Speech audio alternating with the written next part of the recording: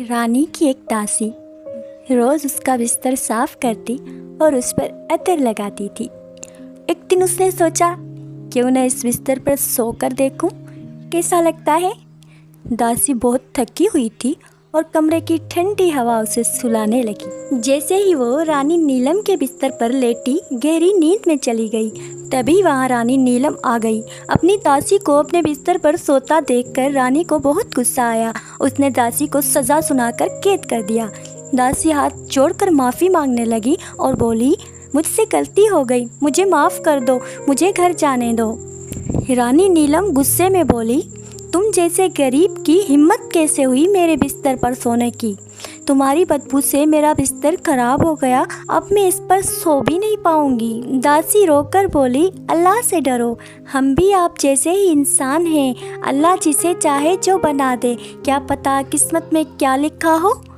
रानी नीलम हंसकर बोली, इसे ले जाओ, इसने बदतमीज़ी की है मेरे साथ, और उससे कैद कर दिया गया। कुछ वक्त के बाद महल पर शहजादे अली ने हमला कर दिया। राजा मर गया, रानी नीलम और बाकी रानियों को कैद कर लिया गया। सब लोग भागने लगे। महल में अफरा तफरी मच गई। वो दासी भी आज़ाद होकर भाग ही रही थी, लेकिन किसी ने उसे नहीं देखा। तभी एक बूढ़ी औरत वहाँ गिर गई और रोने लगी। दासी को उस पर रहम आ गया और वो उसे उठाने लगी। इतने में शहजादे अली ने दासी को देख लिया। उसने सोचा, ये चाहती तो खुद भाग सकती थी, इसके हाथ में हथकड़ियाँ भी है, फिर भी ये दूसरों की मदद कर रही है। सबको कैद कर कर ले जाया गया।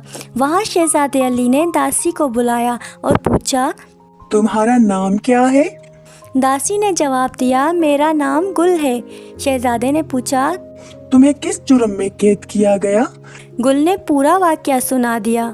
शहजादे को उस पर बहुत तरस आया। उसने कहा, तुम चाहती तो आज़ाद हो सकती थी, लेकिन तुमने दूसरों की मदद की है, बिना इस बात की परवाह किए कि तुम फिर से कैद हो जाओगी।